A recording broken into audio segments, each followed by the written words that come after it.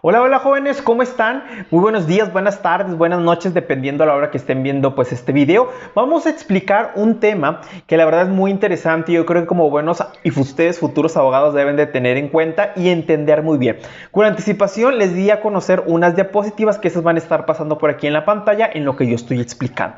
Los temas que vamos a ver es el derecho objetivo, el derecho subjetivo, derecho positivo o derecho vigente, así también como el tema que yo considero más importante, que es las fuentes del derecho. Vamos a empezar primeramente con el derecho objetivo. Textualmente dice, es un conjunto de normas, es decir, reglas que además de imponer deberes conceden facultades.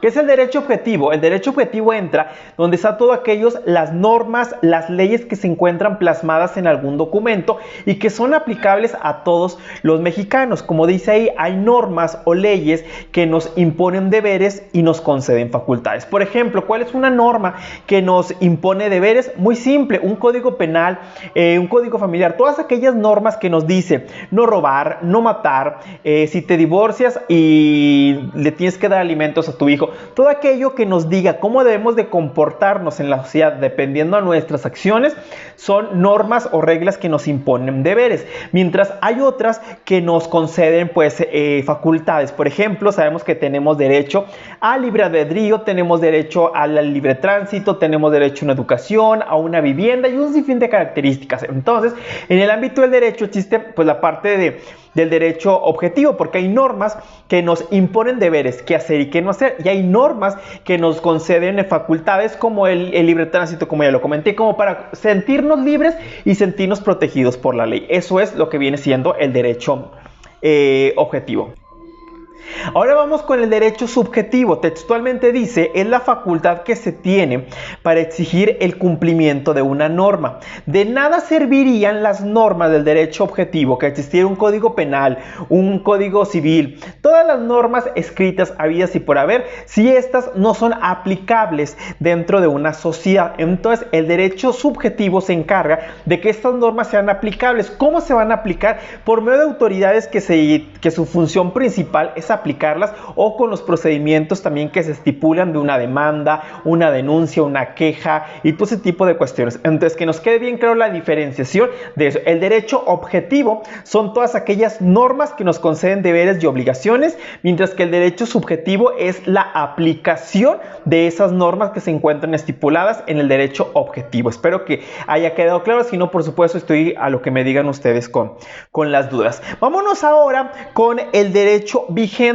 Como sabe muy bien, las normas a veces se formulan por tiempo indefinido o a veces por cuestiones de los legisladores, el poder legislativo, los diputados y los senadores, pues después de sus juntas, pues pueden modificar alguna ley y las leyes dejarían de estar pues vigentes y entraría una nueva. La vigencia es el lapso que debe durar una ley para su aplicación. Entonces, el derecho vigente es aquel que se encuentra o que se va a aplicar en un tiempo o en una época determinada a ciertos actos o hechos que los ciudadanos llevemos a cabo. Entonces, por ejemplo, ahorita en el 2020, pues el derecho vigente son todas aquellas normas que se encuentran aplicables en este año, en este mes, y que hasta hoy, el mes de agosto, pues no han sufrido ningún tipo de modificaciones. Entonces, se fijan, hemos visto tres conceptos: derecho objetivo, derecho subjetivo y el derecho vigente. Son tres conceptos que trato de platicárselos muy brevemente. García Maínez, el libro que estamos utilizando, nos da mucha paja, nos da mucha información, y obviamente toda la información que trabajemos, tanto en el libro o en diapositivas, es extraída de ese libro. No hay nadie mejor que Eduardo García Maínez. Ok, vámonos ahora con el tema de las fuentes del derecho, que yo considero que es primordial. Un abogado que no sabe las fuentes del derecho, qué es cada una de ellas y cómo aplicarlas, no funciona. Entonces, es algo que sí debemos de, si es posible, memorizar y entender muy, pero muy bien este.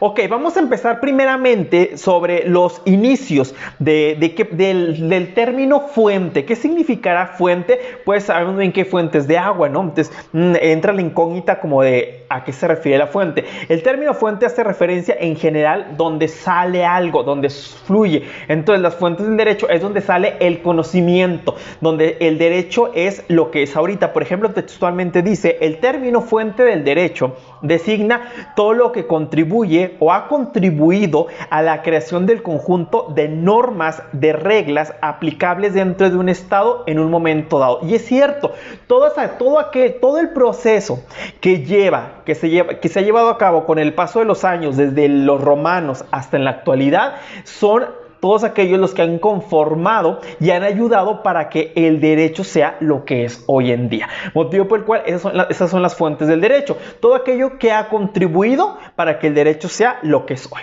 Muy importante, aquí les va a aparecer en la pantalla un cuadro, que la verdad ese cuadro no tenemos que memorizar, nos tiene que quedar súper, hiper, mega claro porque no somos nada sin él. Primeramente, ya sabemos que es una fuente del derecho, todo aquello que contribuyó para que el derecho sea lo que es hoy. Existen tres tipos de fuentes: fuentes reales, fuentes históricas y fuentes formales. Eso está claro. Reales, formales, históricas, el orden no importa. Lo que importa es que podamos especificar y entender muy bien qué significa cada una de ellas. Vamos a empezar con las fuentes reales. Dice que las fuentes reales son los fenómenos sociales que se llevaron a cabo para el surgimiento de una norma jurídica. ¿A qué se refiere esto? Fíjense que es muy interesante. Si en la antigua Roma o en nuestra sociedad nadie hubiera matado, nadie hubiera violado, nadie hubiera hurtado, no existiría los delitos de robo y violación o lo que tú quieras. Entonces, las fuentes reales, como su nombre dice, reales, son todos aquellos sucesos que realizó el ser humano para contribuir a la creación de algún delito o de alguna figura jurídica. Eso está muy simple, ya saben. Las fuentes reales son los sucesos que tuvimos que hacer los seres humanos para que el derecho sea lo que es hoy.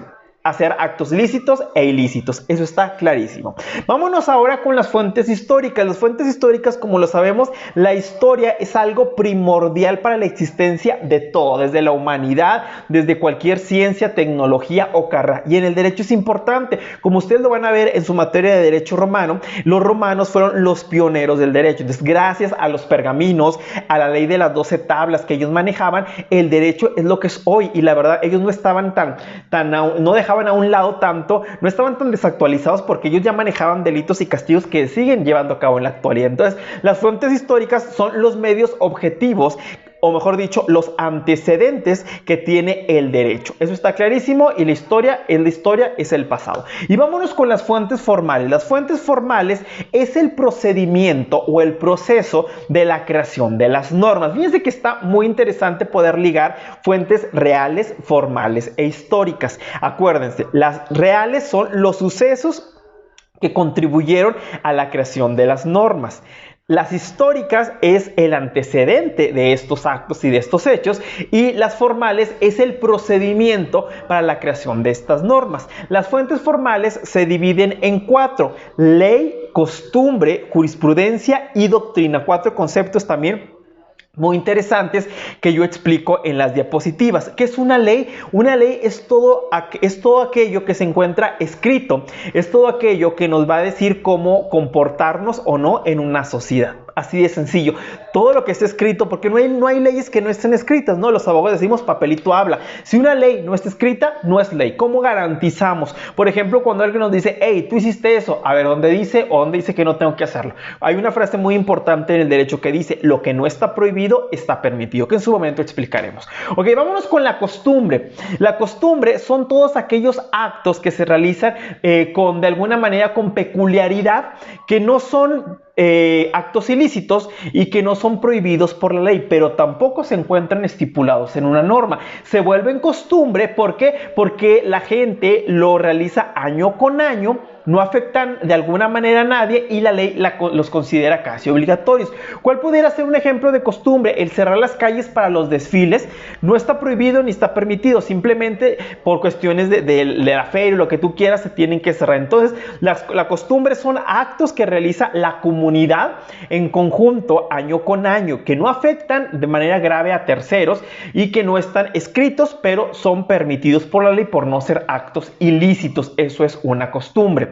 Vamos con una jurisprudencia. Fíjense que la jurisprudencia es un término muy interesante, porque la ley no cubre todas las lagunas, o mejor dicho, la ley tiene muchas lagunas y es muy complicado que una ley abarque todos los sucesos habidos y por haber. Pero ¿qué pasa cuando se presenta un acto ilícito que no está previsto en lo que viene siendo en una ley?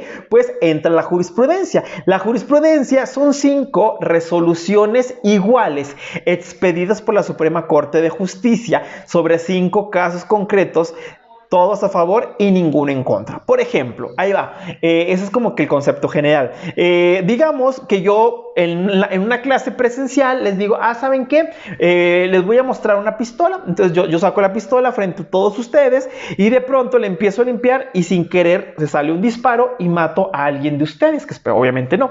Entonces, ¿qué pasa en eso? Obviamente en el Código Penal no dice que el tipo de homicidio que yo estoy cometiendo, porque fue imprudencial, porque solamente se las iba a enseñar, porque le estaba limpiando. Entonces, cuando se presentan actos ilícitos que no se encuentran tipificados en lo que viene siendo en una ley, y por ejemplo, eso pasó en Coahuila, eso pasó en Durango, y pasan 5 casos iguales con las mismas características como el de la pistola, automáticamente se estudia en la Suprema Corte y se hace una jurisprudencia. ¿Para qué? Para cuando una sexta persona lo realice, automáticamente ya se tenga la figura típica, la descripción exactamente del delito y una sanción específica. Eso es una jurisprudencia. Y por último, las doctrinas. Acuérdense muy bien que el derecho está conformado de doctrinas. ¿Qué son las doctrinas? Son todas aquellas aportaciones que hacen los estudiosos del derecho sobre pues nuestra carrera. Por ejemplo, un García Maínez, el libro que estamos utilizando y esta información que yo les estoy proporcionando es una doctrina. Ellos se encargaron de estudiar años con años para podernos dar esta información. Entonces, esa es la doctrina. Entonces, voy a recapitular. Fuentes del derecho: reales, formales, históricas. Las reales son sucesos que llevaron a cabo para poder existir el derecho, por así decirlo, o el surgimiento de una norma. Las históricas son los antecedentes y las formales es el proceso de la creación de la norma. Y las fuentes formales se clasifican en fuentes en ley, que es todo lo que es escrito, costumbre, lo que realizamos consecutivamente, jurisprudencia, 5 resoluciones iguales, ninguna en contra, expedida por la Suprema Corte de Justicia a 5 casos iguales, y la doctrina, pues sabemos muy bien que son todas aquellas aportaciones que realizan los estudiosos del derecho. Entonces, pues para que estén muy al pendiente, ese es el tema. Obviamente, si existe duda, hay que comentármelo, hay que hacérmelo saber. Eso sí, ustedes como futuros abogados, y no importa que estemos en el primer semestre, cosas que deben de tener en su cabeza: concepto exacto de derecho, reconociendo cada una de sus características, y todo lo relacionado a derecho objetivo, derecho subjetivo, derecho vigente y por supuesto las fuentes del derecho, cuáles son, qué se clasifican y qué es cada una de ellas. Entonces, aquí cierro mi explicación para no hacer tan largo este video. Hay que ver siempre los videos hasta el final, y bueno, pues cualquier duda, pues estamos a través de las redes sociales, el correo electrónico, y si no, pues también a través de esta plataforma. Nos vemos, hasta la próxima.